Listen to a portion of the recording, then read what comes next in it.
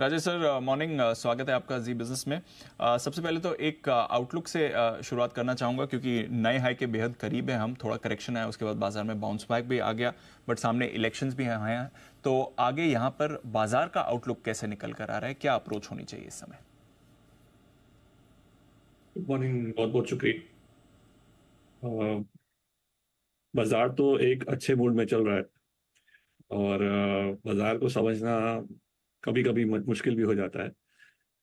लेकिन इंडिया की स्टोरी तो कंटिन्यू हो रही है।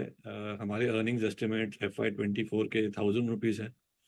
और अगले 2 साल में अर्निंग्स 1150 और 1350 हो जाएंगे। तो अगर आप देखें, हम 20 टाइम भी दे तो मार्केट तो 27,000 की तरफ जा ही रहा है। लेकिन उस बीच मुझे लगता है थोड़े स्पीड बम्स आ सकते हैं शॉर्ट टर्म में। क्योंकि एक तो जियोपॉलिटिकल सिचुएशन कुछ अच्छा नहीं लग रहा है। उससे क्या होता है, एक तो आपके इंटरेस्ट इन्फ्लेशन बढ़ जाती है।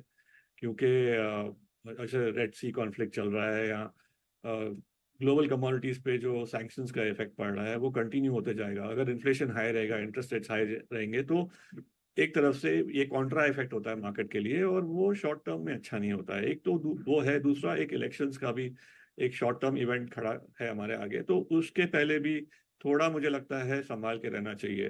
तो अगले कुछ महीने हम लोग को थोड़ा कॉशन बरकरार रखना चाहिए। स्पेशली स्मॉल कैप्स में, जहां पे जो ग्रोथ आया है, जैसे कि जो कंपनीज 4-5 गुना हो गई है और अपनी औकात से ज्यादा चली गई है, मुझे लगता है वहां पे करेक्शन भी आ सकता है। तो मैं उस स्मॉल कैप से दूर रहूंगा। और अगर किसी के पास स्मॉल कैप्स है तो वैसे कंपनीज एवेल्युएट करके निकल जाना चाहिए। मुझे लगता है कि ये जो सिचुएशन आगे है कहीं पे, वैसे टाइप का डर मुझे है। लेकिन अगले 6-8 महीने में मैंने पहले भी बोला था कि रैली का सिचुएशन दिख रहा है, जब ये हमारे पीछे ये सब इवेंट्स होंगे।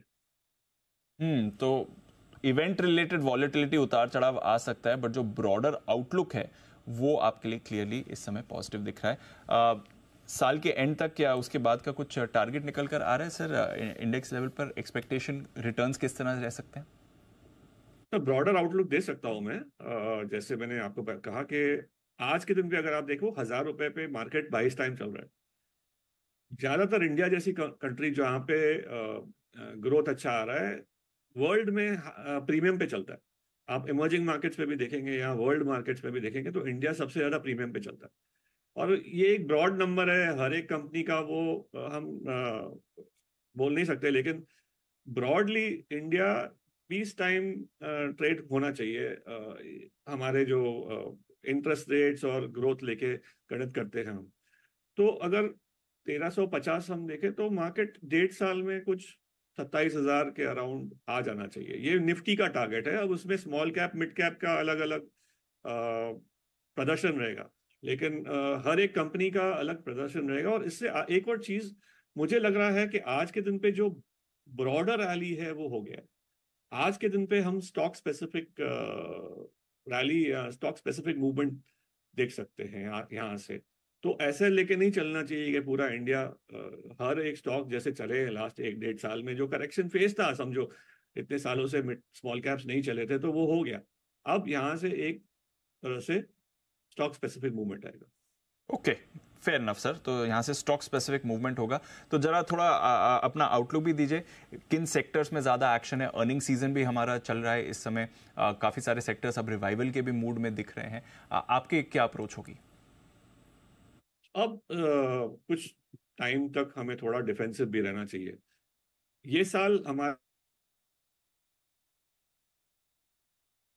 थोड़ा टेक्निकल इशू आ रहा है सर की, कनेक्टिविटी आपको दिख रहे हैं, फीड फ्रीज हो गई। कोई बात नहीं, कनेक्शन चुस्त दुरुस्त करते हैं और फिर सर से फिर से बात करेंगे। सर माफ़ कीजिएगा, थोड़ा कनेक्शन लूज हो गया था। आप बता रहे थे क्या अप्रोच होनी चाहिए इस समय? सर, आपको सुनाई दे रहा है अभी? Yes sir, yes sir, please बताएं। हाँ। तो मैं बोल रहा हूँ ये साल थोड़ा डिफेंसिव भी रहना चाहिए। मार्केट में जो ला नीना का बेनिफिट आएगा, तो मॉनसून्स बहुत अच्छे होने वाले हैं। और इसमें हमें लगता है कि जो रूरल इकोनॉमी है वहां पे रिवाइवल आएगा। अब रूरल इकोनॉमी में कौन से सेक्टर्स को बेनिफिट होगा?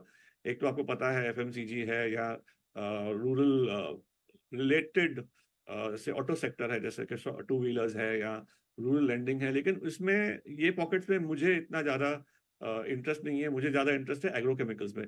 इसमें मैंने लास्ट टाइम बात की थी कि ये सब जो एग्रोकेमिकल कंपनीज है काफ़ी डाउन साइड से अभी रिकवर हो रहे हैं, उनके अर्निंग्स यहाँ से 3 से 4 गुना हो सकते हैं। और मैंने ये भी कहा है कि कंपनीज जैसी रैलीज है या धानुका है और पीआई इंडस्ट्रीज है, इनके जो डोमेस्टिक बिजनेसेस हैं यहाँ से टेक ऑफ कर जाएंगे, क्योंकि नेक्स्ट ईयर जो हमारी एग्रीकल्चर ग्रोथ, वाटर लेवल्स ये और फार्मर इनकम ये बढ़िया रहेगी, तो इससे इनको खरीदारी करने के लिए उनके पास पैसा ज़्यादा रहेगा।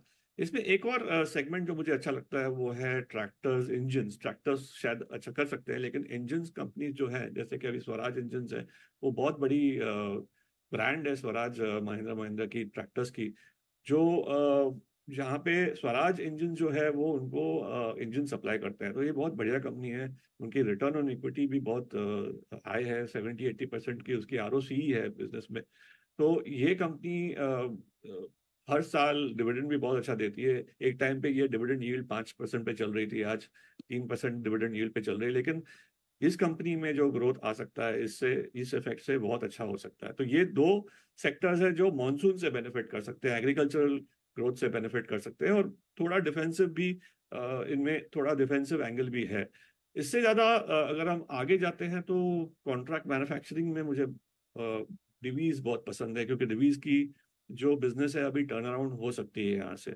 अगर आप देखो जेनेरिक्स सेगमेंट में प्राइसिंग डिक्लाइन कम हो गया है, इनफैक्ट प्राइसिंग ऊपर जा रहा है जेनेरिक्स में, और डिवीज का 50% बिजनेस एपीआई का है जो जेनेरिक से रिलेटेड है। तो जो फॉर्मुलेशन पार्ट है जो उनका जो इंटरनेशनल मार्केट्स में है, वहां पे अगर प्राइसिंग अच्छा होगा तो डिवीज के एपीआई के लिए भी बहुत अच्छा हो जाएगा। प्लस उनके जो न्यू प्रोडक्ट्स है कॉन्ट्रैक्ट मैन्युफैक्चरिंग में, कॉन्ट्रास्ट मीडिया और जो उनका जो नया पाइपलाइन है पेप्टाइड्स में, वो सब बेनिफिट उनको अगले 2-3 साल में आ सकता है। तो दिवीज एक बहुत अच्छी कंपनी है देखने के लिए।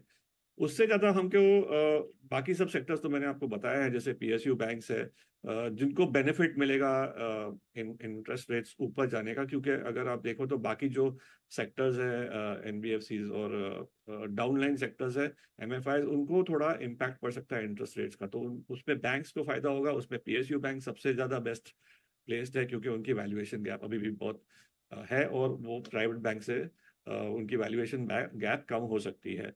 इंफ्रास्ट्रक्चर में रोड सेक्टर में थोड़ा स्लो डाउन आया है इलेक्शन के पहले ऑर्डरिंग का। तो इसमें मुझे लगता है इलेक्शन के बाद इनकी जो ऑर्डरिंग बुक है वो एक्सपैंड हो सकती है। लास्ट ईयर ज़्यादा ऑर्डर बुक एक्सपैंड नहीं हुई है। जैसे केएनआर अगर आप देखो बहुत अच्छी कंपनी है, और ये डेट फ्री कंपनी है, उनकी भी order book last year expand नहीं हुई है, लेकिन अगले 2 साल में उनकी रोड्स ऑर्डर बुक एक्सपैंड हो सकती है, और अलॉन्ग विद दैट उनकी अर्निंग्स भी मुझे लगता है मल्टीपल्स में जा सकती है, क्योंकि जो 2 साल का ये स्लो डाउन आया है उनके अर्निंग्स में, वो करेक्शन आ जाएगा और आपको इसमें अच्छा इफेक्ट दिखेगा अर्निंग्स पे। उससे ज़्यादा हम हाउसिंग फाइनेंस, होम इम्प्रूवमेंट को तो बात करते हैं हर बार, इंजीनियरिंग, डिफेंस, ये सेक्टर्स में भी कंपनीज हैं जिनके बारे में मैंने लास्ट टाइम बात किया था। तो चलिए, कुछ और नए थीम्स आए हैं। डिवीज पर रखनी है नज़र, स्वराज इंजन्स यहाँ पर आपको रखनी है नज़र, थोड़ा एक्शन इस काउंटर पर भी आ सकता है। थीम्स अच्छी हैं बाजार में, मौके अच्छे हैं, केएनआर कंस्ट्रक्शन अच्छा मूव है और यहाँ पर मूव रखे, और बाजार पर भी पॉजिटिव व्यू है, थोड़ा उतार चढ़ाव बना रहेगा, बट अदरवाइज परेशानी की बात नहीं है। फिरवानी साहब बहुत बहुत शुक्रिया सर आज बात करने के लिए। हर बार कुछ इंटरेस्टिंग थीम्स और आइडियाज़ आप देकर जाते हैं, आज के लिए भी कुछ अच्छे थीम्स आपने दिए, बहुत बहुत शुक्रिया सर बात करने के लिए हमारे साथ।